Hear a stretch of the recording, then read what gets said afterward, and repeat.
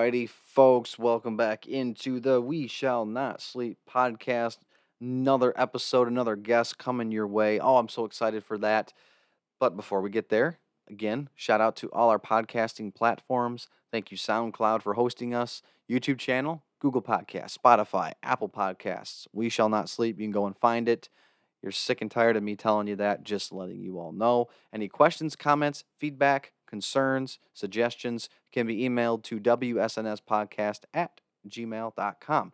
All right, so for this episode, you heard him last week, Pastor Adam Deckard, friend since Olivet freshman year, amazing gentleman, devoted husband, youth pastor now of 5 years, has a lot of experience to share about his track in ministry, how he was called, and addressing some concerns that he sees about today's youth when we talk about some remedies that we think can help churches connect with the youth. And he offers at the end some great suggestions for aspiring youth ministers or people who have just started out in youth ministry.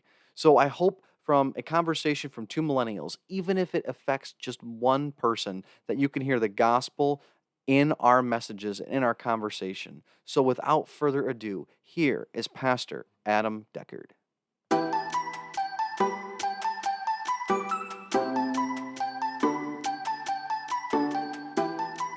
All right. So here we are with the best looking member of D Group. I say that because it's so true, as voted upon by D Group 2021. And you guys remember him from last week. I have a pleasure, absolute pleasure and privilege to bring on Pastor Adam Deckard, my good friend from Olivet and well, I want to say we're lifelong friends, but it felt like we're spirit lifelong friends, thanks to SpongeBob. Amen. Yes, thank you. I'm super pumped to be back. It was a lot of fun recording that with everyone and just hearing their stories, hearing their perspectives on what we were talking about, and we get to do that every week in part. But it was nice to have us on. So thank you for having us on, first of all, and thanks for having me back. Yeah, no problem, man. I appreciate your willingness. I know that life is insane. It's busy for you, so but promise not to waste your time. I will say this for those people who want to get to know Adam through one little story. It was our sophomore year. We're in the dining commons. It's been a long day for a lot of us. We're getting dinner together with some friends, and Adam sits down, and I say, "Hey, bud, what's going on?" And he says, "Oh, I'm so excited for fruit." And that is a quote that I never thought I would ever hear anyone say, and I'll never forget that. That basically summarizes Adam's personality in one little story in sentence. Oh goodness. Well, it was such a novelty, it was such a novelty in Ludwig, just because I feel like there was never any, like there were some veggies that smelled weird, but then there was just never any fruit. So it's like the only time you could get fruit was on like Sunday brunch. So Yeah. it's like, which I was never at. So anyway.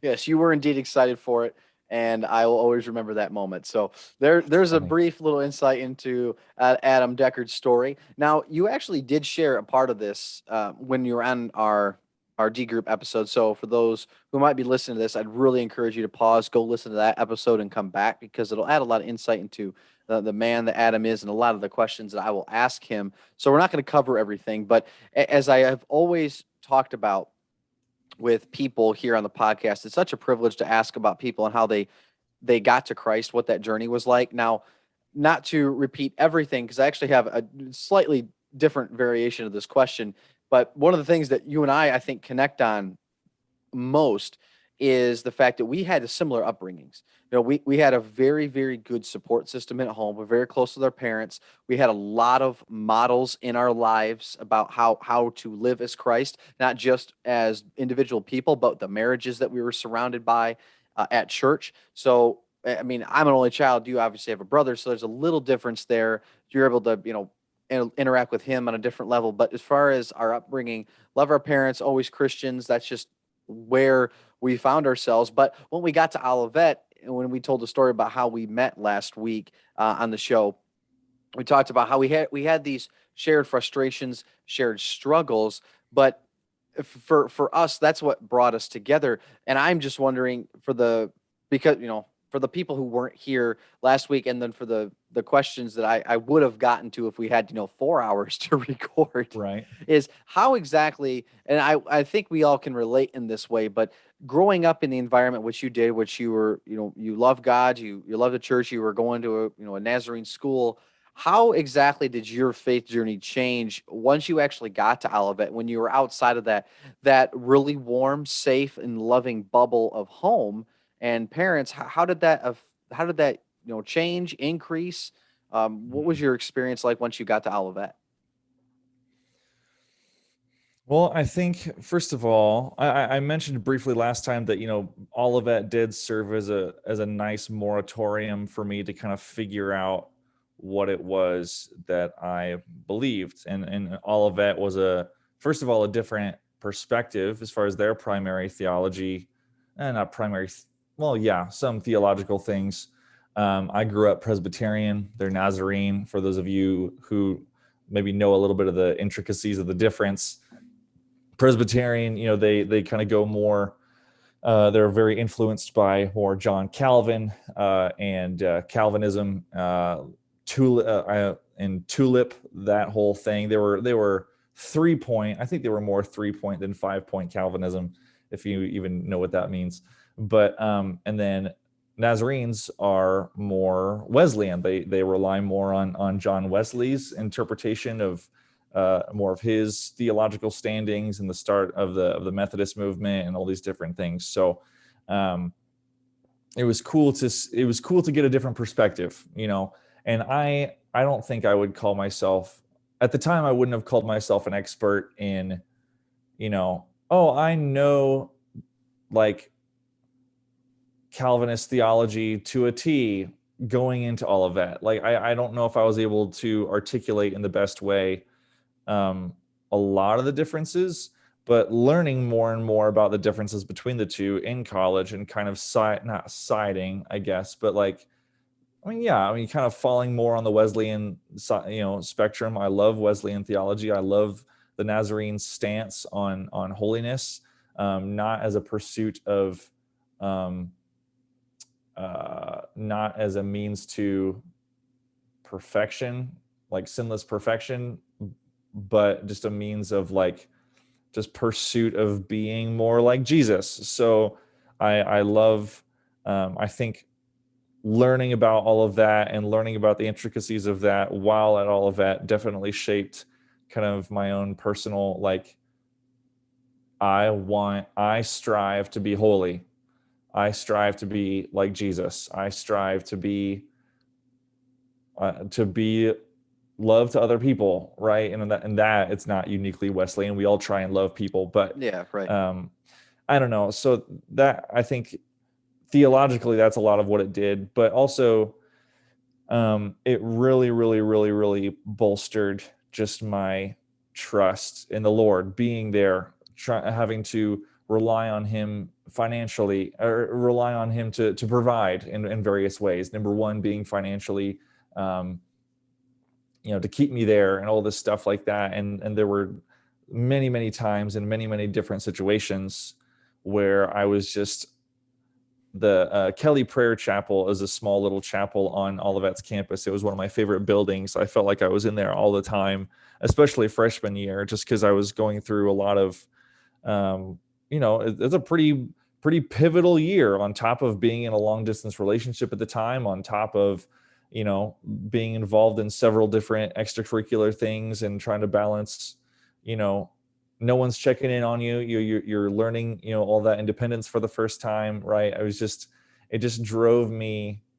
to be in prayer more. And I learned a lot in those years about what it meant to, this idea of prayer without ceasing, right? That idea of just having conversation with God, being in conversation with God every day. It taught me a lot about what community looks like, right? We talked about that last week, and what a community of faith looks like, and being able to depend on friends to be there for you, right? I remember specifically there was a time I was having a really, really rough night, and I was actually I used to pace a lot. I used to just take walks around campus a lot and just pray or talk or whatever. And I was just in a really bad state. And I texted Curtis, actually. I said, "Hey, Curtis, like, I'm having a real rough time. Could you I need you. Can you come just listen to me for a minute, or just come be with me?" And I think it was sophomore year, because he was in Hills at the time. So he came right out, and we just like walked around the parking lot for another hour or so. And I don't know, it was just things like that, the learning about community, learning about prayer, learning about all these things. I could talk a lot more about, community in regards to, the ministry teams that I was a part of. I won't dive into that too much right now, but I had the privilege of traveling in music groups that traveled 8 to 10 weekends every semester.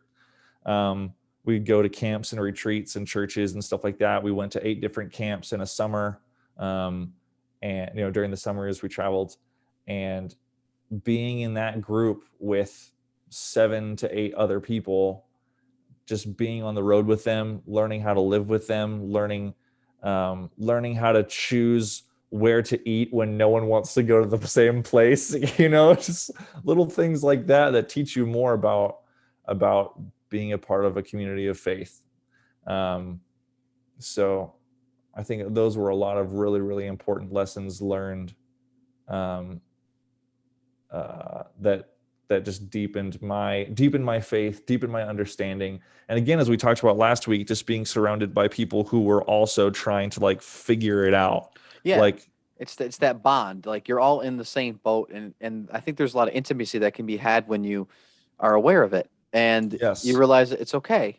It's okay not to have everything figured out. It's okay to be homesick. It's okay to be insecure, and it doesn't make you weak as a person.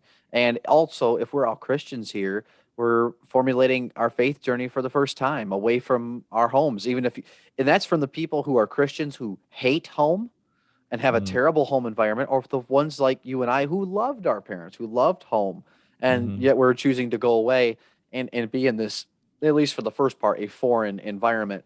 In everything that you're saying, I mean, I experienced to a point as well. Obviously, albeit differently, I'm a different person, so I process things differently. But the understanding of what Olivet was there for ultimately was to give us an education, but there was so much other things. And I think the Kelly Prayer Chapel is an amazing thing. A dedicated building on campus where you can go in and you could fall asleep if you wanted to. You can pray, you can play a piano, you can write, they had prayer requests that people have put up there that were anonymous that you could look over. So you don't have to pray for yourself or pray for guidance. You can go in there and pray for other people, because it was just a shared community. And probably the honestly, probably the most important building on campus, in my opinion, because it shows how much the school values that for the students. Fun fact about that I don't think I've ever told you. It's because it was in Kelly Prayer Chapel that I realized that I wanted to come to Olivet, because I was visiting my brother. My brother's 3 years older, and I was just doing a campus visit. I think I was probably a junior in high school. I don't think I was really in the serious search my senior year yet. I think I was still a junior anyway, but I came to campus, and there was actually a 24-hour prayer event going on at Kelly Prayer Chapel. And typically when they do that, they have musicians sign up for hour blocks. So you go in and there's always music playing, either just instrumental or people singing. So I went with him and some of his friends to this service that was going on, and it was just I got to experience that. I got to experience worship with other young people who were seriously pursuing, I knew that these people loved Jesus, right? And I was at a place then where I was starting to take my faith more seriously. And I looked at that and I said, I want that. I want to be in a place that does that. So it was after that I'm going to go to Olivet. Yeah. So I don't Yeah. know. It's kind of So cool. I didn't know that actually. It was going to be a question I was going to get to at some point during either our D group time, is how we actually all came to Olivet, how we chose Olivet as our school. But I didn't know Mm, that. That is awesome. Thank you mm-hmm, for sharing that, because well, what a holy moment that must have been. And mm, you just, it takes me right back there. Like I remember those. I see myself right there in that prayer chapel right now. Like I can picture myself in there, know exactly how it smells, what it looks like, and everything. In it's been over 5 years since I've been there, and that's for me. It's hard, I think, as younger people looking back on a period of lives when we're bonded like this. I truly understand like why people say like college is the best years of your life. And I mean, I guess I get that because it's going to be true to a certain extent, because I don't, unless our society changes, there's not really going to be a time when you're surrounded by that many people your age with more than likely the same values, mm. and you're all experiencing that thing for the first time. It's a very rare event. Now, if you had like a massive class in school for new parents, it'd be the same thing. It'd be a similar thing, but we don't do that, right? Mhm. So, Yeah, um, yeah. it's such a formulating period. And what I don't understand sometimes is people looking back at their school of choice, wherever they went, and saying, "That was a bunch of baloney. I hated that school," or they had no idea what they're doing, or they're old fashioned. I just never got that. Mm, For me, I would never look back at Olivet and say that was a waste, or I can't believe I went there, because if mm. anything, I have no problem paying, that many thousands of dollars to meet you guys again. Obviously, I Right. got Yes. something more than that, obviously, but I Yeah, think the most important part of that diploma from Olivet was meeting you guys. I agree. I agree. And it's funny, if nothing else, this can be a topic, uh, either for a future podcast or future D group conversation. But I was just touching up a little bit on Life Together by Bonhoeffer, because I thought I was going to use it in my sermon this last week, but I did not. Um, and he talks about how, I mean, he talks about the joy, the true joy it is of being in Christian community with other believers. But he also says, woe to the person who only wants to be in community with other believers, because Jesus, the example that he set, like he was constantly serving among his enemies, I guess. Like he was Mm, serving among his enemies, and event in the end, he was abandoned by his friends, right? right. So like at the end, he was alone. I mean, he wasn't alone, but like essentially he was alone. So he kind of goes on to make the point that like, you know, I think all of that was a great, great, great time for us to enable us, empower us, and sow the seeds to go out. And like, I wouldn't exactly say that we're among enemies right now, but like, I think that, to go out and do that. Like, look at how many of us, not necessarily D group people, but just like how many of us from school are like doing ministry in some form or Yeah. fashion. Like I can name, 10 off the top of my head. It's super cool to see. Mhm. So, Yeah, and it's funny as I'm saying everything that you're saying and everything I'm saying. The one thing we both didn't say is that, wasn't that kind of what church is supposed to be? And yet it doesn't like feel that way sometimes. And Hmm, that's there certainly is a bond and an intimacy formed amongst believers in church. But man, those D group sessions, that I'll tell people, like, you weren't there. You weren't there for it. You don't understand. But but you people can see that in like small groups at churches. But hmm, it's a very elite few that I think can touch the amount of spiritual conversations and discipleship that went on. And for those listening, you might you might get sick and tired of Adam and I, or our future members, talking about it. It's because it was truly a life-changing thing looking back on it now, and it's still an anchor for so many of us to just keep us grounded. hmm, And I've said it before, men need other good men. And that's not a form of patriarchy. That's not a form of misogyny and saying that women can't do that. I'm not talking about gender roles. I'm not talking about anything like that. I think we as just people, if we open our eyes, can see the damaging effects of men not being held accountable. And it's sad that it seems to be women holding men accountable much more or much more passion, or with much more conviction than us men sometimes. And for us, that's why I'm so glad we always had permission to rebuke one another, challenge one another, and we Mm, still do that.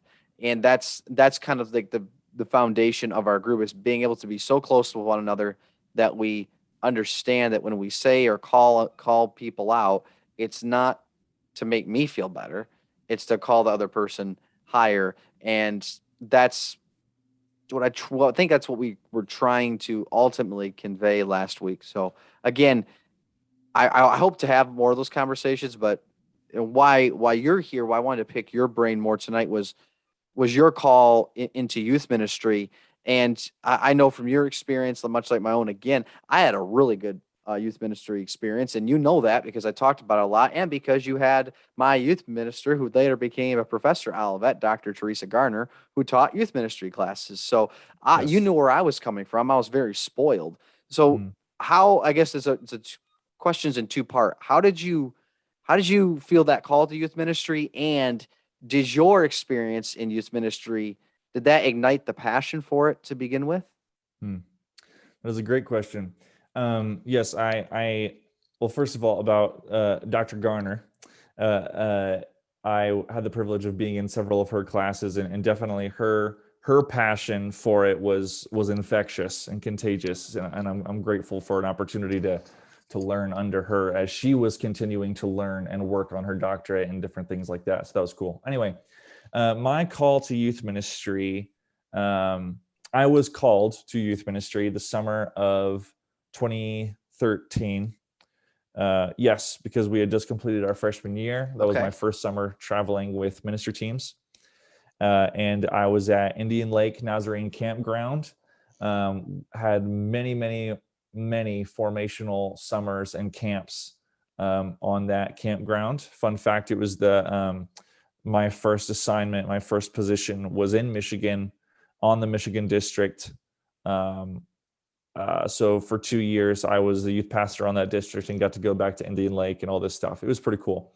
Anyway, so it was during a family camp service, like prior to a camp that we were going to lead. So we were there maybe a night or two before that we were going to lead that next camp. And I don't remember what the message was about. It had nothing to do with the message. The call was like independent of the message, which was weird. The only thing that I remember about the message was this dude was like talking about his proposal to his wife, and he did it on Olivet's campus, and he used like a giant pink bunny. It was a whole thing. I don't know. It was weird. But um but I remember during that service, like the Lord kind of speaking to me, like, there are some people who hear the Lord speak in like an audible voice and stuff like that. That's never happened to me personally. But I, it's like a voice almost like came out of the fog, like in my own heart and my spirit. And it's like, hey, I want you to be a youth pastor. And like, then it was gone. And I was like, what? I don't know. It was weird. Like, but almost as soon as the thought came to my mind, as soon as I heard that, as I began to that initiated a week long just processing, praying, trying to discern, like, is that what I heard? Is that what you said? Is that what I'm supposed to do? And the more I thought about it, the more that it just is like a missing puzzle piece that just fell right into place. It's like, oh, like that's what that was. Like, I evaluated my passions, my talents, my interests, and it was just like why was I not pursuing this in the first place? Why didn't I not see it as a viable option? I don't know. So and again, that week of processing, like the Lord asked me to he asked me if I would be willing to give up the relationship that I was in at the time, which I said yes, which that's a whole nother story. And that eventually ended in October of that year. So this was in like June, July, and then that ended in October. But it was that next semester that I went back to Olivet that I changed my major. I changed it to what was it? Christian education. Yeah, Christian education degree with a focus in youth ministry, because the youth ministry degree was a little bit more involved, and I wanted to keep traveling and yada yada. So, so that was what my call looked like. And as far as my own experience, I mentioned last week that I received a lot of intentional investment from my own youth pastor, Pastor Bob. And he was just an older guy who was very wise, or at least, I mean, he was older than most youth pastors. He came to us when he was 50. So when we heard that we were getting a 50-year-old youth pastor, we were like, what does that even mean? Right? We didn't, I had never, like, those don't go together. No, but very, very wise man, very loving man, had a bunch of great stories. To be honest, I remember a lot more of his stories than I do his lessons, which I try and remember in my own teaching. Yeah, I just received a lot of investment from him. And another big thing that as I was thinking about this question, I realized was that, like, I mean, yeah, I had a great experience with my youth group. Like, a lot of us were born in that church. Like, I had the privilege of being in the same church from birth till graduation. Mm-hmm. And a lot of my friends were in the same boat. So a lot of these guys, some of these girls that I knew literally from birth, and we grew up together. A lot of us guys, we were all in Boy Scouts together. Oh, wow. Okay. Fun fact, our church, I think, has 10 to 12 Eagle Scouts, like, came from our church. Oh, wow. Which is pretty cool. So there's a lot of cool heritage there. Yeah, so we all went through the same troop together. And there was just a lot of time spent together outside of youth ministry activities, right? We'd all come together on Sunday nights, but we all went to separate schools. Like, there were a bunch of schools in the area. We went to different schools, but we loved playing Ultimate Frisbee. We would get together to play Ultimate Frisbee with a local college group. We would go bowling together. What else did we do? We'd go to each other's houses. We just, like, we hung out together a lot outside. So again, in that environment, there were just, I don't think, thinking back, I don't know if we were, I don't know. We were, it was just similar to the D group. It was just a bunch of people just trying to figure it out together, right? Like, we weren't, I don't know how, looking back, I don't know if I would say that any of us were, like, super committed to our faith, but we had our parents as examples, and we were in the church every single week. Mm-hmm. Yeah, I don't know. So that was very formational in, like, my own faith development. I don't know if I think the biggest thing that I look back on and say, oh, my experience helped fuel my passion, was probably the intentional investment that I received from my youth pastor, which is another thing that I have to remember in my own teaching, is that, I don't know if, like, yeah, I don't know if our youth pastor had time to invest in every single person in the youth group, but I was in need at the time, and he invested in me, and here I am.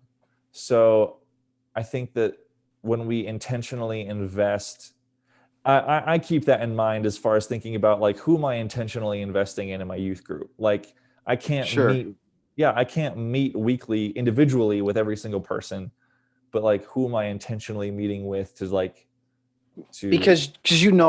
the importance of that is. And yeah, absolutely. I mean, some of my most memorable moments were with my youth ministry experiences, whether it was going to Colorado with Teresa and Ken Garner, right after I graduated. That was our, like, big senior thing, and that was a very spiritual time. And then I remember I had surgery, when I was in high school, and my middle school youth pastor, who's now the head pastor of Jackson Nazarene Church, Bryce Gernon, Mm, he and I formed a very special bond in middle school, but he wasn't my youth pastor. He wasn't somebody I interacted with on a regular basis any longer. Well, I'm in high school. I had jaw surgery. It's a very depleting feeling when you can't eat solid food for a long period of time, mm, and you can't do a whole lot because you have to be very still. You cannot have any accidents when you're recovering from that surgery. It's very debilitating. And he came out and took me to a movie, and we went and we got like ice cream because I was actually able to eat ice cream like really slowly. mm, And I'll never forget that. He didn't have to do that, but I'll mm. remember it for the rest of my life. And it's those things when you have people who aren't your parents, people who aren't, necessarily by default have to like every decision you make, or I'm not saying that all parents do that, but it's a third party that's unbiased, and when they do something, they pour into your life. I think as a kid, they're not getting anything out of it. They know you're not going to go mow their grass or take care of the garbage or empty the dishwasher the next day. They're just doing that because they care. Right. And I don't know if that is something you can relate to from your youth pastor and your experience, but I do know that youth ministers have such a special and precious gift, and then also the same burden to be able to reach those specific kids. And I'd like to think it's the Holy Spirit, giving you that. It's like, Adam, you're fine. That kid's gonna be fine. This other kid, why don't you help them? I don't know if that makes sense, but that was my experience, and that's how I see it sometimes. Right. Yeah, absolutely. And we'll actually, we'll get to the I think the adult involvement a little later, Yeah, yeah. but I appreciate that. So just to recap, you felt the call year between the freshman and sophomore year while you were serving ministry teams at Indian Lake. You felt the Spirit move. Did you have any inclination as to where God was leading you career wise before that, or was that just? I literally, like, looking back, it was one of those things where you thought you had a plan, but you absolutely did not. Like, That's right. my major at the time was communications, um, and so that's how I met, people like Annette Carr and stuff. Now Oh yes. Annette right now are and stuff, and um, so I had a couple of communications classes and stuff like that. I literally thought, it's like, oh, I'll go into like public relations, because public relations, they work with people a lot. Like, literally all I knew is that I wanted to work with people. Hmm. So I started out kind of pursuing that communications degree, had a couple interesting classes, but then I'm just like, that call came, and then the piece fell into place, and it's just like, oh, like, the reason why I want to work with people is because I want to, like, walk with them through. This sounds weird. I was gonna say, the reason why I want to, like, the reason why this makes so much sense is because I want to walk with people through hell. No. That's what in a way you're signing up to do. And by the way, shout out to Annette and Micah, by the way, for the That's What I Thought podcast. What a great thing. Yes. And I think, by the way, Annette, she texted me last week. She listened to the entire D group episode. She loved it. We Oh, have good. we have one fan, like perpetual fan of the show. Nice. So, well, yeah, that's hilarious. Because I don't. Did you ever get, by the way, before you had youth ministry? Did you ever get the proverbial, oh, what are you going to do with that degree? Is there a communications job I didn't hear about that pays $50,000 a I year? mean, surprisingly, no. Like, Oh, I okay. mean, yeah, which is nice, I guess. Oh, It, yeah, it just, absolutely. It's nice. yeah, but it is just like, sometimes I want to go back. Maybe that's why I was called, is because I had no plan, like, it's like, Adam, you have no idea what you're doing with your life. You need to go to youth ministry. That's where I don't that's know. where all the people who think they're called, they just choose youth ministry because they think it'll be easy. Oh Oh, yeah, gosh, no. wolf, as you would, it's to quote Adam, wolf is your. I literally, you need to go watch my sermon yesterday. I literally said that in the middle of the sermon. It's talking about Stephen's roast of the Pharisees, and like, woof.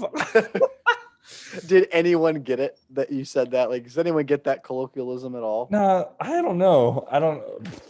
They They're didn't say saying anything that's our. about it. There's people in the church going, see, that's why he's our youth minister. He says things I don't understand, but the kids get it. Oh my word. So this is the best part. This is the question I've really wanted to ask, because it's so true. Like, you could learn everything in a book that the book teaches. You can say, all right, I get it. I have the head knowledge. But day one at youth ministry, a kid comes to you and they tell you that they're experiencing some sort of abuse at home. And all of those pages of material get literally thrown out the door. And now you're talking to a real person. So my question is, for someone in your circumstance in youth ministry, what were some of the lessons, in those first 2 years, which we were actually close in proximity, only 2 hours away. We ended up meeting up a couple times when you were on the Michigan district here.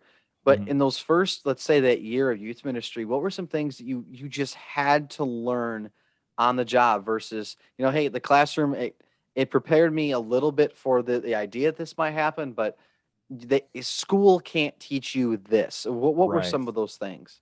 I love that question, and I will answer it as soon as I take off my sweatshirt. Hold on. Okay. Well, see, this is where, because we're an unsponsored podcast, I don't have time to pay myself to, edit around that. So there was the commercial break, and we're back, ladies and gentlemen, with Hello. Pastor Adam Deckard. Hello. Yes. So the very first thing, I full disclosure, I jotted down some notes for those listening. I got these questions beforehand, and I told Michael, I said I don't want a lot of like let me think about this on the podcast. So the very first thing that I wrote down, in the field, you can fail. That's the first big thing, is in the field you can actually, like, you can fail a class, right? But the biggest teacher, they always say that the biggest teacher are your failures, right? And in the field, you can easily, like, you do that. And there, I have had several failures and several mistakes that I have learned a great deal from, that I did not learn from a book. I'm not going to list all of them right now. No, yes, please. Everyone get their popcorn. Right. Yes. I think one thing, you're definitely not trained. Just kind of going in the order of these, going in the order that I thought of these things. You're not trained for all of the additional roles that you'll have to take on as a youth pastor, right? Like, you're never just a youth pastor unless you are on a staff. And if you're in a church of 5,000 people where there's a pastor for restrooms, like, you will never ever just be a youth pastor. Oh, that's so true. Pastor of bathroom hospitality. Yes, thank you. You will, yeah. And you're only slightly exaggerating. I don't know if that's a good thing or a bad thing, but you're only slightly exaggerating in some Protestant churches. Yeah, a church should never be larger than 350 people. Hot take. We'll talk about that another time. Everyone has been wasted. Oh my gosh. Anyway, so yeah, these additional roles that you'll take on. I know several of my youth pastor friends. You talk about Dan as well. He's talked about, like, all the video editing and video setup, being a sound guy, being a custodian, being a media designer, being, just learning how to plan and organize trips and events. Like, you don't get a lot of, to give Dr. Garner, Teresa, some credit. We did plan a couple events in her class, but, like, even then, like, it's a little simplified, I guess. I don't know. Learning how to manage finances. Sometimes there are finance management classes. I never took one. So learning how to do that, just working with a church budget and whatnot, and keeping track of things. I think, man, one of my biggest frustrations with, and you maybe already said this, but just like you read all the books, Mhm. but like you have no context to apply it to. You learn all of these theories, you learn all these ideas, and they say in all of the books that, this is, it depends on the place that you're in, whatever. There's no cookie cutter, copy paste, anything like that ever works. You can never just copy and paste something from one church to the next. It just doesn't work. You have to know your people. You have to know your people. And you can only do that in a context. You can only do that by going somewhere and taking time to get to know your people, right?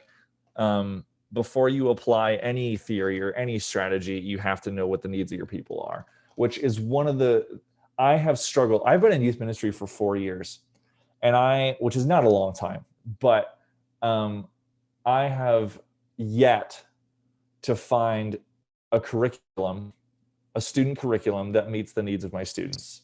And I have run into some walls because like writing your own lessons takes a lot of time. And one of the more attractive things about a curriculum is that you can plan, like Michael can see this, you guys cannot, but behind me is a giant board with just like a bunch of like not postcards, but like it's essentially a year-long plan given to me by a curriculum. Well, that plan was set up in January of 2020, and guess what happens next? And guess how much of this I actually got to use? Yeah, like none of it. So like, I don't know. So finding like, even learning how to find a curriculum, like they don't teach you that in a book. Some of them teach you how to write your own curriculum, but like, again, it all comes down to just knowing your people.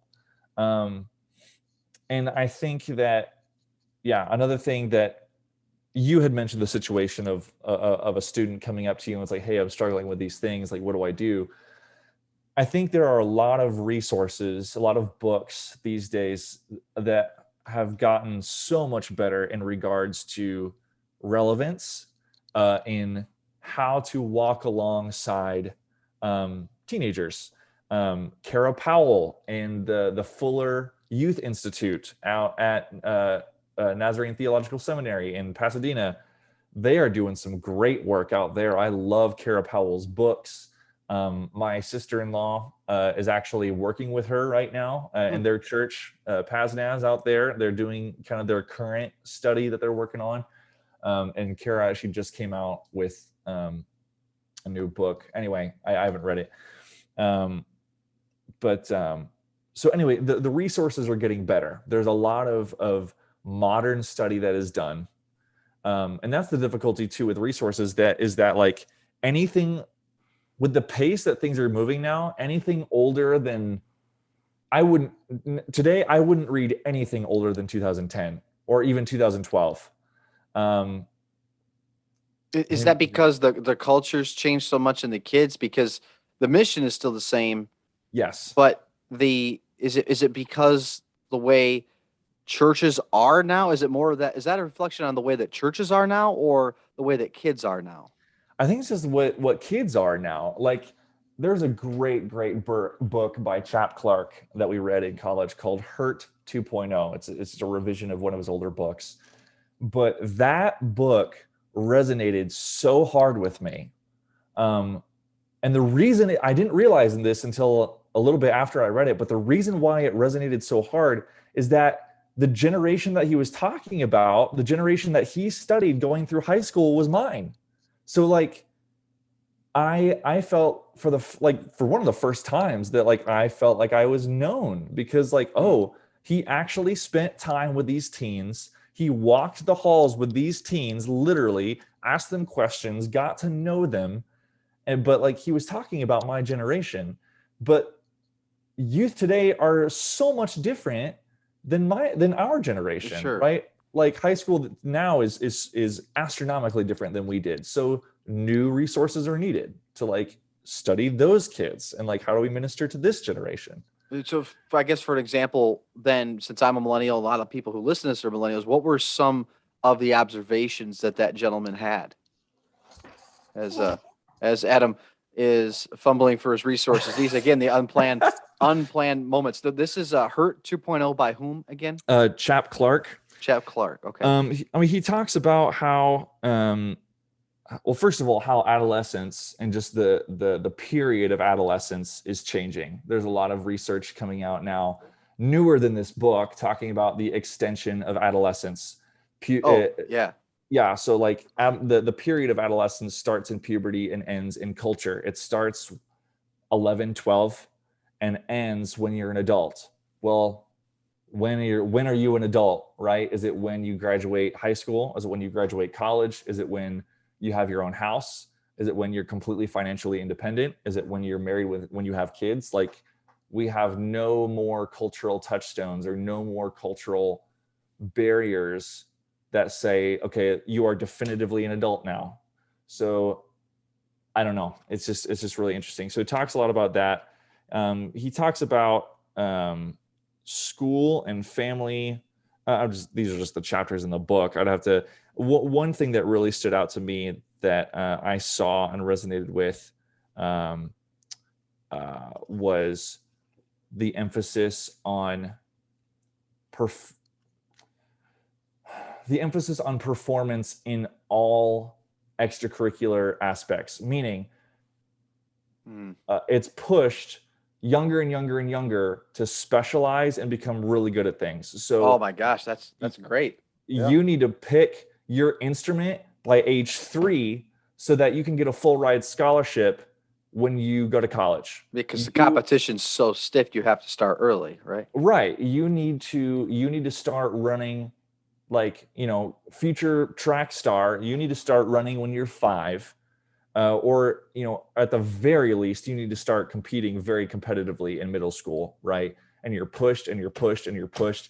I went to one of the biggest, fun facts, really quick. I was a cross-country coach in middle school. I was a middle school cross-country and track coach in Michigan. I went to one of the biggest middle school meets in the country in Michigan, and I watched an 8th grader run a 4:30 mile. I about vomited. It was the most incredible and crazy thing I've ever seen in my life. But like, that's the kind of, like, you need to compete at this level. You're in 8th grade. Like, your body's not done growing yet. Like, right. And then by the time you actually get to college, you're burnt out. Yep. So you drop out, and either your full ride scholarship is gone, or you ride out college on that full scholarship and you get a degree in something that you have no interest in. And then the self-discovery starts all over again, and you can't settle into a career, that's what makes you an adult, right? You don't settle into a career until you're 30 or 35. Like, it's just ridiculous. Mm-hmm. I don't know. So he talks a lot about those things. In the book, he just begins to talk about, like, gaming and social networking and stuff like that, which gaming and social networking are absolutely huge now. Anyway, yeah, it all just changes so fast. It does. And so I guess some of the key points, thank you for sharing that. It's definitely going, it adds more insight into the burden of youth pastors, but just seeing that they're being allowed to fail, but also it just seems like you can't learn it until you experience it for yourself, because you can't plan for every single situation. Now, I think this is in combination to what we just brought up, but I just had a lunch this past weekend with 6 other pastors, 6 different denominations present. Loved it. And we had a missionary from Uganda who was talking about his orphanage that he runs in Uganda for over 500 children, that they feed them 2 meals a day and they teach them English. And they try to educate them so that, because, higher chances of you speaking English, you can have a more chance of success as far as how they gauge success in life. And I had a chance to ask him. I said, well, since, at this time he had mentioned he's been to America multiple times. This is his 4th trip here. And I asked him, I said, what are the biggest differences between the church here in the United States and the church over in Uganda? Like, what are the fundamental challenges and differences? And it was an inverse relationship. He said, in Uganda, he said, you will never see somebody out of high school age not in church. They're always in church. They always are there. It's the older generations that they like the traditional church, is like what you would refer to as Catholic or Catholicism, Hmm. and they like the idea of going to church and a service just for a little bit, and then but nothing else. They're not interested in doing the church like things. They're not interested in evangelism or anything of that sort. But he said, here in America, it's the inverse because you have a bunch of older people. They're the ones that run everything. He goes, but you're not gonna, unless the people, the kids are of the age where they have to be with their parents, so really young. He goes, I don't see the youth anywhere in these Hmm. churches for the most part because they're gone. And that led to a conversation how I said, well, that's on us. That's on the parents. That's on ministry. That's on teachers not walking the walk and showing the younger generation why the church is a valuable thing in their lives. Because we could talk, we can scream at kids, we can discipline kids, we can force them to be at church, but if we're not showing that joy, showing that type of unconditional love, and that just unabashed truth that we're unashamed for our faith. Yeah, we're going to get made fun of. We're Christians. That's right. Your mom and dad are going to be ridiculed. Son and daughter, you might get made fun of at school. That's okay. We were told that's going to happen. Your faith is informed. You're not stupid. Here's some answers to those questions that your friends throw out there. And oh, hey, by the way, you're not going to play soccer or run cross country or play basketball on Sundays because we're going to reclaim the Sabbath day. The Sunday's a Sabbath day for Hmm. us and for our entire family. And the reason why we do that is so we can be rested. So mom and dad aren't exhausted come Monday morning, and we're just as bitter as everyone else. He goes, we're not doing that. And these are all the collective answers that, again, these pastors are much older than I am. They're the ones saying that, yeah, it's on us to show Hmm. people the value of church. And that's a huge setup for the answer of, yeah, we could show people the value, but that's the big challenge of youth ministry. How do you get kids in the church? How do you keep them in the church? Instead of just showing them a youth group where like, hey, I literally told my friend that I eventually got him to pray the sinner's prayer, which again is not in the Bible. It's just what you're taught to pray. Uh, yeah, I said, hey, come to my youth group. We have, we got great coffee. We have a cool coffee bar. We got video games. We do all this stuff. So I got him in with all the secular things, and I'm like, man, come to my youth group because we pray all day. Like, there's nothing quote unquote sexy about it. So I understand the burden. And hey, come here and get some pizza, play basketball, and we read the Bible for 2 minutes, and then we're done, and we call it youth group. Like, help me with this frustration, Adam. Like, how do we get these people in church? How do we keep the youth in church? I don't know. I'm lost. Man, it's yeah. This is one of those things where I'm a lot better in theory than in practice because like I feel like I know a couple things, but yet I haven't put anything into practice yet that I've seen, I guess, quote unquote results for. And even if I did, like what I was talking about earlier with the copy paste, like if I find success in bringing kids to the Lord here, like that might not work elsewhere. I don't know. But I have never, ever been a attraction model youth ministry. First of all, because like I'm not that person and I just don't like it. I don't know. I am not. You shouldn't be ashamed of yourself. You got a great body, No, Adam. no. Thank you. No, but I don't know. Like I have never been a fan of just like I've been around a lot of other youth ministries and parachurch organizations that are like, we have the big facilities, we have the big budget, you should come to our thing because like it's gonna be sick. Like I've never done that. I've never been that. Like it's like I'm literally that like, hey, come to our youth group because like we share what's going on in each other's lives and we pray for each other. Like I don't know. And I There you feel go. like the students that we have value that, right? But then I think it takes a couple things.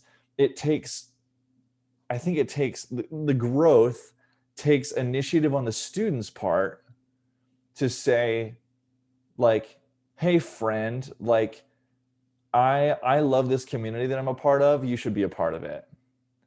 And like, I can only do so much. Like, if I meet a student out in the wild, right, and I say, hey, like, we have a group that meets, you should check it out. Like, that has rarely worked. Like, Right. unless they know me like, if I were to be, yeah, I don't know, that just hasn't worked for me. So I think it takes, the students saying that, like, I value this community and I want other people to be a part of it. I think that's a big thing, is to invite other people in. But like, I as far as head knowledge, I believe that I know that students are looking for three things, or not just three things, but three primary things that they go through, they struggle with through the period of adolescence. Three questions that they're asking themselves is, where do I fit? Which is a question of belonging. Or first of all, who am I? Which is the question of identity. Where do I fit? Which is a question of belonging. And like, what am I here for? Essentially, is a belonging, a question of purpose, right? Like, they're seeking identity, they're seeking belonging, and they're seeking purpose, right? And we were talking about belonging a little bit last week, Dan, in the study that he was referring to. It's like, how do we make people feel like they belong somewhere, right? Because the majority, or a frighteningly large portion of this upcoming generation, feels like they don't belong anywhere. Yeah. I can attest with my own students, right? Like, the amount of times that I hear from students say, I can't remember if I said this last week or not, or last time or not, but like, I have no friends. Like, you're literally sitting in a room of 14 people, and like, you meet with these people every week. We share together all the time, which, I mean, that it just goes to show that, like, just because you do those things doesn't necessarily make them feel like they have a close friend or that they belong somewhere, right? So more work, more intentionality is needed. And then you just pray that they make a connection with someone, that they develop, that they have a friend, right? That like, Lord, just provide for them just a friend. Like, just give them a friend that they feel like just truly knows and loves them, right? Oh man. So yeah, it's a lot. Mm-hmm. I do want to get to one quick thing. Maybe I'm jumping ahead a little bit in my notes, but no, it's okay. I want to go back to the thing you said earlier about, you were talking about the importance of youth leaders and stuff like that. And I think that one thing that the church definitely underestimates the value of is, or just underestimates what is needed, is the participation needed in these students' lives. It is not enough to have Emily and I and maybe one or two other people there on a Sunday night. Well, Sunday night is a little different. Just in general, in their lives, investing in them. Speaking about, was it Kara Powell? It was Kara Powell and their team. Again, they wrote a book called Sticky Faith. And they, was based on a study that they did. It's a little older study now, but the ratio of investment for youth ministry used to be, the ideal ratio was one adult per 5 students. If you get one adult investing in 5 students, maybe do a small group model, something like that, you're good, you're great.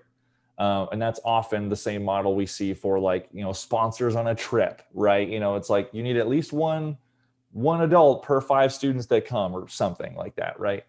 But what they actually discovered, if you want their faith to stick, right? And this is where, if you want their faith to stick, if you want them to make their faith their own, they need 5 adults investing in 1 student. 5 adults investing in 1 student. So, and this is where, our conversation, our upbringing comes into play, because we had those multiple sets of parents. We had the youth leader, we had the parents, we had other parents, we had people in the church who were in some shape or another investing in us. and here we are, right? Like our faith stuck, right? And the study was prompted by like college students. They go off to college, and a large percentage of them walk away from college, or and their faith is gone, right? Like, why is that? Why is it that? Anyway, so I find that very intriguing, and I really try and push that with anyone I talk to, because like, no, you don't understand. Like, I don't run a babysitting service, right? Like, if the faith of your child matters to you, or if just in general in the church, friends, if the faith of our youth matters to you, we need 5 for every 1 student. 5 people investing, at least. So, yeah.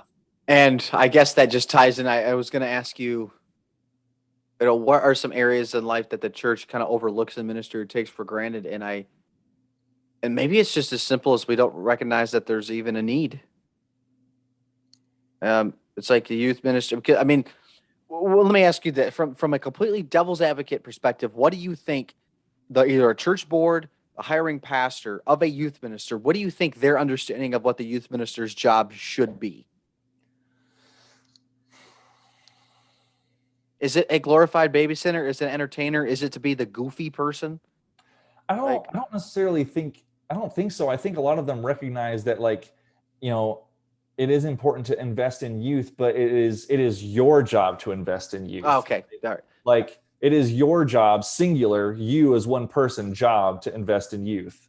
And the youth leader coming in and saying, no, like, literally takes a village, right? The old axiom, idiom, whatever that's called, saying, takes a village, right? So, and yeah, I can relate that because, I mean, between pastors Phil Stout, Bryce Gernard, and Teresa and Ken Garner at Jackson Naz, during my upbringing there was a common understanding of that we are here for our children. They would constantly throw out the stats of children and that we have here, and it was a reminder of the burden that when we dedicated infants, that like this is a not just a celebration of the dedication, but it's a charge to the rest of the congregation. yes, That it's your responsibility. And we just had membership classes now, membership confirmation at my church. Now there's no youth. I mean, I'm the youngest person there in my congregation, but I issued the same charges that it's up to the rest of you to be there for each other too. But yeah, maybe this abdication and deflection of responsibility, that it's, if our youth are failing, it's only going to be the youth pastor's job.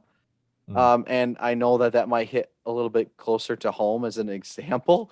But it's hard to get youth to care. I would imagine, this is a theory. I have no youth ministry experience at all. And granted, most of my people in my congregation are grandparents. So they're asking me some of these questions, but I would find it very difficult to convince any youth that church is important, that Jesus is a good thing, if it's not modeled in the life of their immediate family members. Because they're going to say, what are you talking about?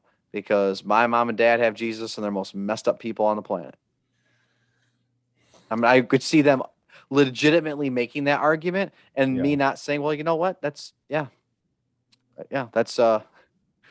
very good retort. I wouldn't have anything to say.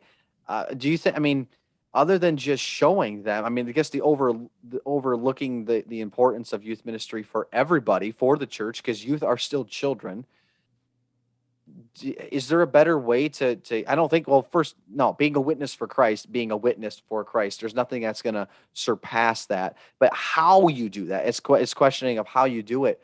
Is that start with parents at home? I mean, you can do a message, you can give the best message, and it can stir within kids. They can go home and think about it before school starts the next day, but then they can go home and they go back to their lives and they see their mom and dad bickering over the same things they've bickered at, or they go back to a single parent household, or maybe they go back to their grandparents because their parents are in their lives and they're reminded of the reality that they find themselves in. and there's no one there to model it. There's no one there to answer their questions. There's no one there to invest in them. So isn't it truly on the older generations to parent, to not abdicate their role of, hey, you're a glorified babysitter, right? But you only reinforce everything that the youth pastor is saying. Am I wrong? Am I way off base here? Or is that, I mean, I think there is validity to that. I think that, man. yeah, I'm just shooting in the dark because I have no answers here. I really don't. Yeah. I think that there is definitely a correlation between instability in the home and instability in faith. Mm-hmm. I've seen that. I've seen that in my students. I have. And I think that while I wouldn't be terribly quick to like, and I think that there is a great burden and responsibility on parents to parent. I don't know if I would naturally, like, in talking with them or talking about it, like be quick to like blame them, I guess, because I know that a lot, the vast majority of the time, like parents are just trying their best. But like, if there is oh man, I think that a huge problem arises, I think, when there is a discrepancy between like the action of essentially the issue. I see an issue arising when people think that they are believers and don't act like it. Yeah. So like if you can think like, oh, like I'm a Christian. Yeah, I do A, B, and C. I'm a Christian. And yet, that's the 1% of their life and 99% is whatever else, right? So like I see issue in those kinds of parental ideals, as far as like, or just not even in parents, just people in general. Like it's really, really hard to quote unquote like preach truth to people who feel like they already have that. It's like, yeah, like I'm a Christian already. What are you talking to me for? Like, yeah, but, and I think this is where, and I think this is one of the reasons why I kind of like the holiness tradition. The emphasis on holiness is because the emphasis is on being a progressive. It's a process of being made in the image of Christ. You're not done. Correct, you're never done, right? So like it becomes less like you have to do more to be more like Christ, but like, Lord, continue to work in me to make me more like Christ. So like, if a parent can say that and like their child watches that, like, oh man, I think that could be absolutely huge. But yeah, I don't have a lot of answers either. I see the same tendencies that you see, and I see the same correlations that you see. So yeah. Well, it's the same concern on the grandparents in particular. In my case, it's this burden that they have, like they want to see the success of the younger generations. They're just asking and looking for guidance on how do we do that. And that's like, well, you have got to model it. I mean, that's the only thing I have is you have to show the value of the thing that you think should be valued. You can't, you can't do the proverbial, all right, I have this candle here. I'm just going to put it under this this bowl so you can't see it. Like I love that candle so much. Trust me, I really do. But you never use it, but I really love it. That metaphor. One of the things that I have to ask you, and I think, listen, the role of parents is so important, and it's the family unit, the mom, a dad, and the commitment in marriage. And when you have kids, and when you see the metaphor of Christ in the church being used as marriage, there's a reason that language is so strong and so potent with that intimacy, that I don't know where my faith journey would be without my parents. I don't know if my parents were divorced, how that would affect my faith journey. This is not to shame anyone whose parents are divorced, or who those who are listening who have been divorced. Absolutely not. I am speaking from my perspective and how powerful it was for me. And I know for you, because you mentioned it last week and how you saw these models. And I guess this is a question from a spiritual standpoint. I'm not talking about from the theological things and being taught, because I think our pastors teach us the most theology unless you go to a school like Olivet and that has a school of theology where you study it purposely. But I think our primary spiritual teachers are our parents. They I don't think they ought to be our pastors, not because our pastors don't have the education, don't have the authority or calling or talents, but a sermon doesn't change people. It can influence, but very rarely you're going to see someone like, oh, that sermon, rocked me. Oh, I love that.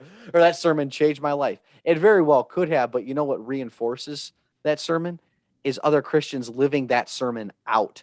Yes. It's not the sermon itself.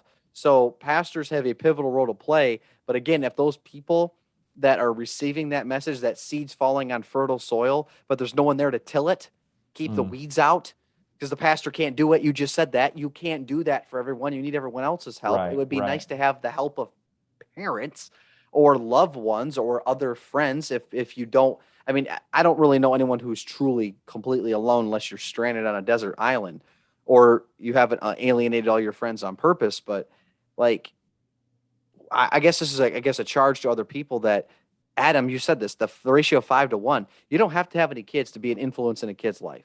You as maybe a Yes. struggling kid, if your parents aren't that model, you can find other people to look for help or support, and that it just requires you being vulnerable and asking for help. But hopefully you have a youth pastor like Adam who can sit down and talk with you about it. I don't know. Forgive me.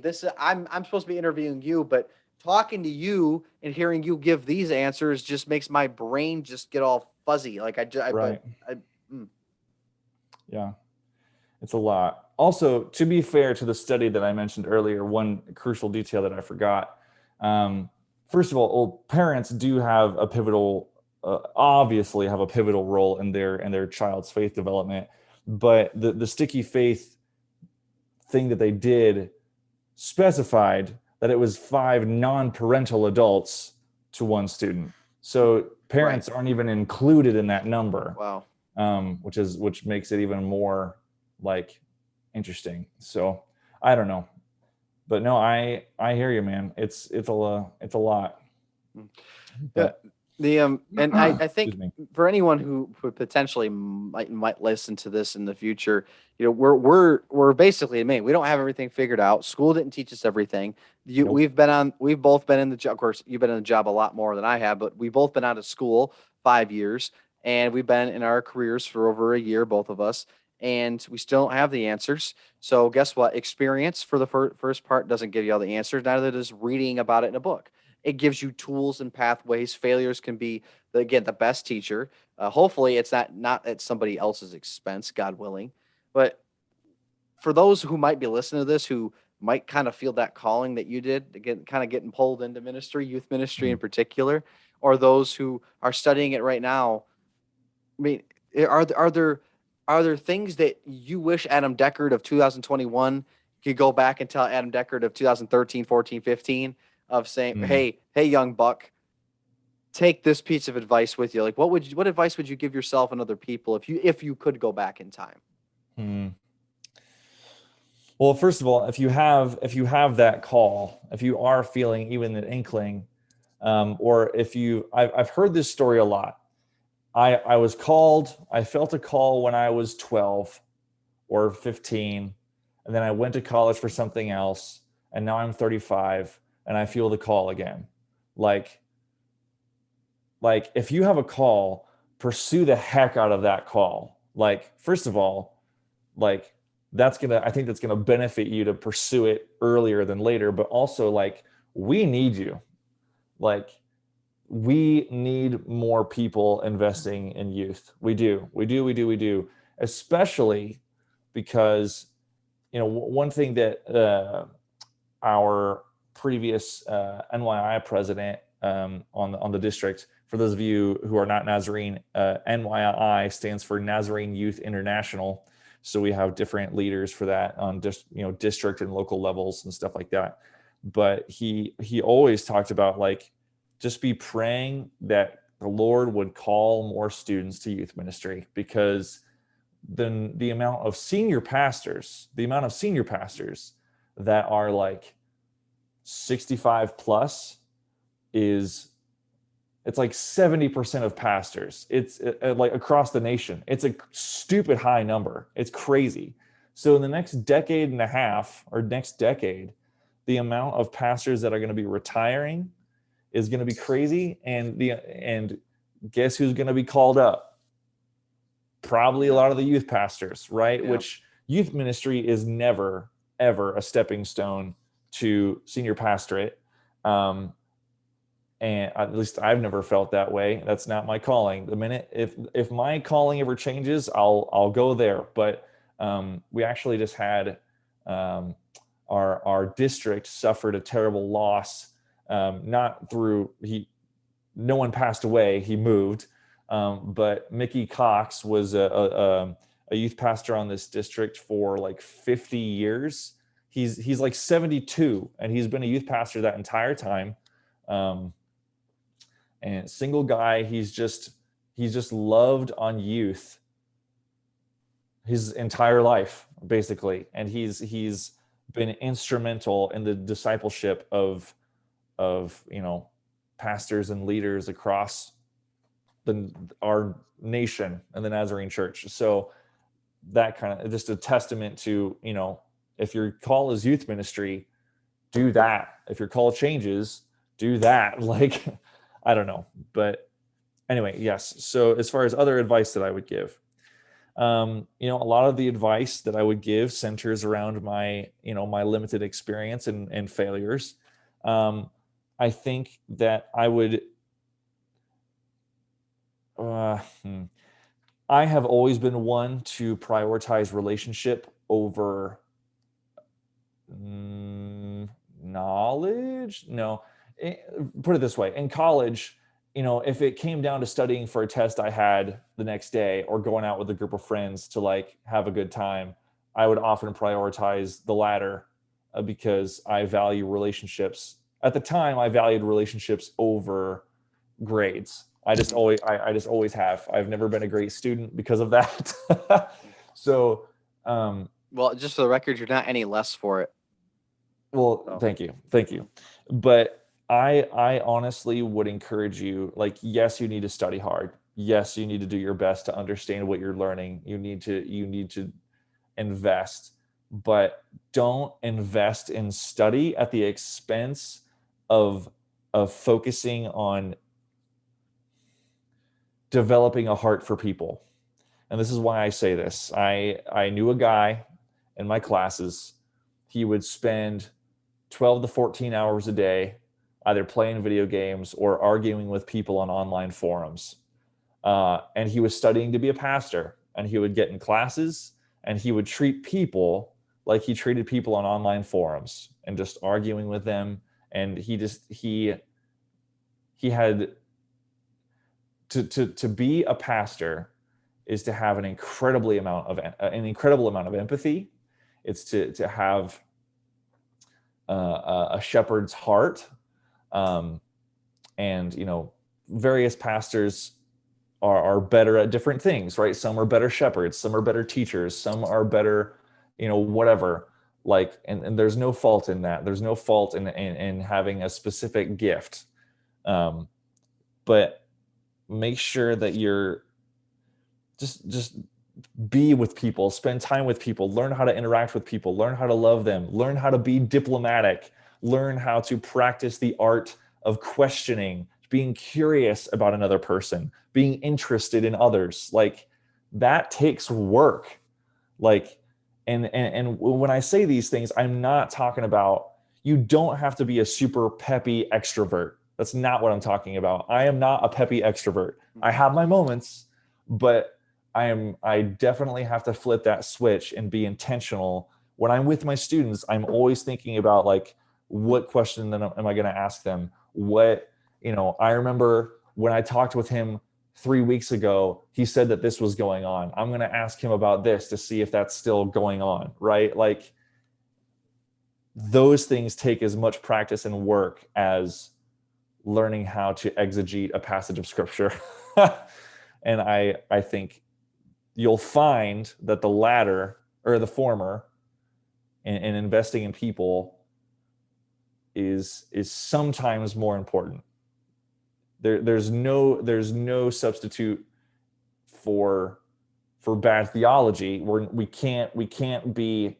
need to know those things. We need to be good stewards of our knowledge, but yeah, we have to be able to know how to invest in people. Another one, I only have a couple more. Be patient with yourself, especially if you're just starting out.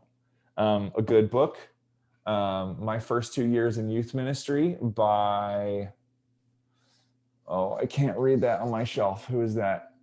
I can't remember. Anyway, My First 2 Years in Youth Ministry. It's a good book. Go read it. But be patient with yourself. Is that by Doug Fields? It is by Doug Fields. Thank you.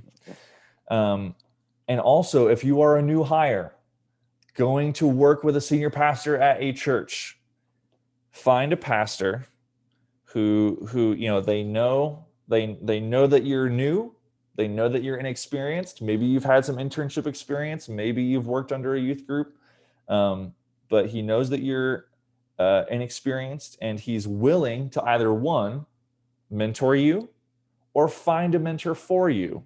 Because some pastors, they don't want to be micromanagers, right? Which is a very fair thing. They don't want to hold your hand necessarily.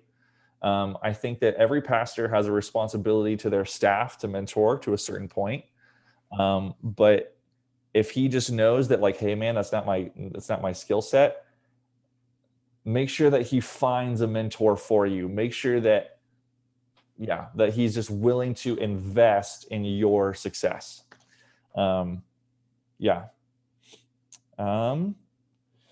Another thing, this is something that I've only been a youth pastor for 2 years at any given place. So I was in Michigan for 2 years. I've been here for almost 2 years. So this is something that I know in theory, but not in practice. So take it for what it's worth. On average, it takes about 3 to 4 years to build a sustainable ministry. If you are going into a church and they're like, hey, you're the guy, build it up, be very clear with them. It'll take a few years. I need time, right? Mm-hmm. I need time to build this up. If you want a sustainable ministry that does not revolve around the youth pastor, that does not revolve around a personality, you need a few years. That's another thing. It doesn't revolve around you. When you leave a church, you need to be sure. Did you hear my slap for emphasis? You need to be sure that it doesn't revolve around you, because the minute that you leave, it'll die. And you don't want that. So I'm very passionate about this, apparently. Yeah.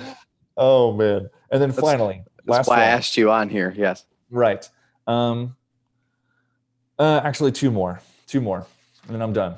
And then we can, if you have another question, great, or we can close this out. But find a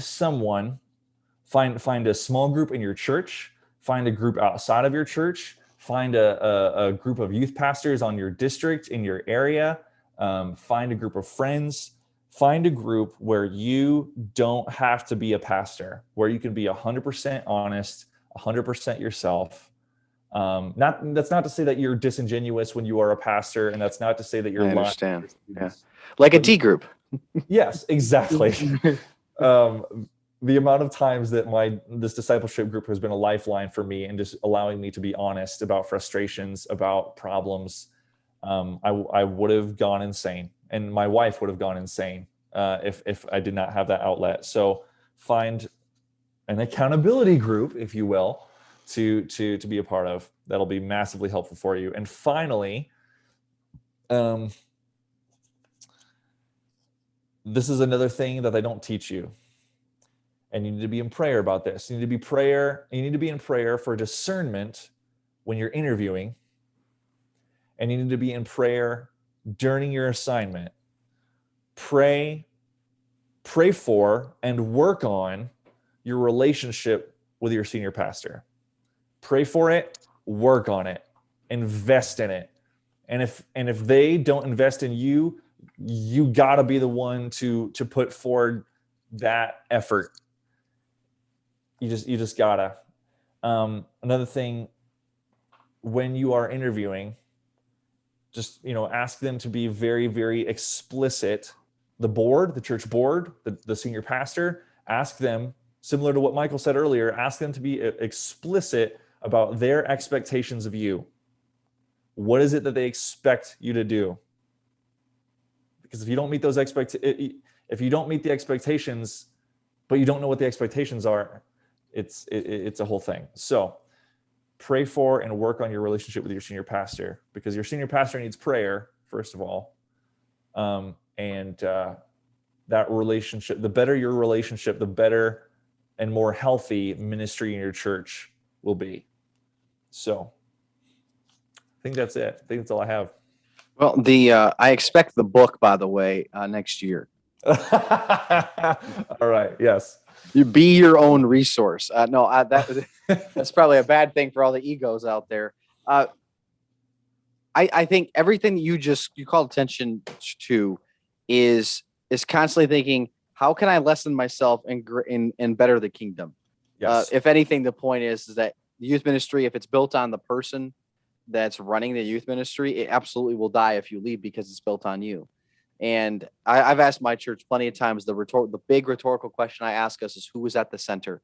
Who is at the center of your life? And in ministry, what are we doing? What's our purpose? And that's a question I ask for all ministers to ask themselves, is what is my purpose? What am I actually doing here? What am I supposed to be doing?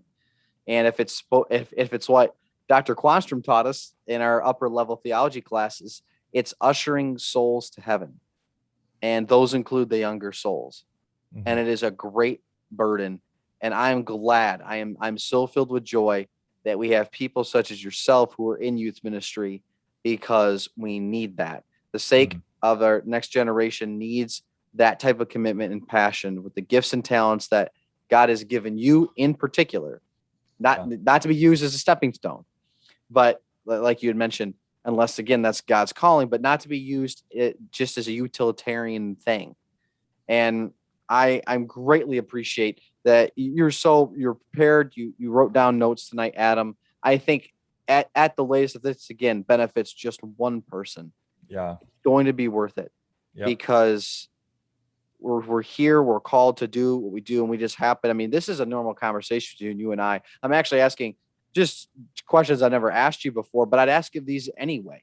In D groups, like, well, guys, what do you think about this? And I'd rant for 5 minutes, and Michael would do his stupid ranting, and then you guys would respond back. And so that's why I'm so grateful that in addition to our Thursday night chats, you can set aside some time. So my prayers would be with you and your wife as you continue to battle in the trenches, along with the rest of the youth ministers here in the United States and across the world. So Pastor Adam Deckard, thank you so much for your time tonight, buddy. I love you. And this podcast is here for you as a platform, and whenever you want to come back on. All right. Thank you. I one problem that I have never had is not having enough to talk about. If that makes any sense. I always have more to talk about. So yes, I would love to. Thank you so much. And thanks for having me on. I appreciate it. Yes, buddy. Hope you have a good one. Hey, you too. Thank you so much again to Adam, and not only his wife Emily as well, for giving him the freedom and time, because I know that freedom is precious. And thank you for her support in his ministry, because I know it's a sacrifice for the spouses as well. I love Adam and Emily. They're a power couple. I so much appreciate their example and marriage to the rest of their youth. It's a great and it's a beautiful marriage. And I was at Adam's wedding, and so cool to be able to have those memories and be a groomsman. So thank you, by the way, for that. It was so cool. Still have those pictures very, very much burned into my brain. It's such a good time. Thank you for the sacrifice, Adam. Thank you for your commitment to the show, and the fact that you were prepared, you thought about your answers, and your passion for youth ministry just oozes out of every fiber of our conversations we have. And we are all in your debt because of what you're doing. It's so important. And we discussed it, that it's not just your job, it's not just your burden, but oftentimes it it's left in your lap, and yet you still get up and do it. So thank you, pal. I love you for it. And thank you for the rest of the listeners who stuck with us the entire time. Thank you for your support for this show, as we're going to continue to have conversations like this. And if you ever want to contribute, again, feel free to hit us up at our email, wsnspodcast@gmail.com. But until next time, may God bless you and may God keep you.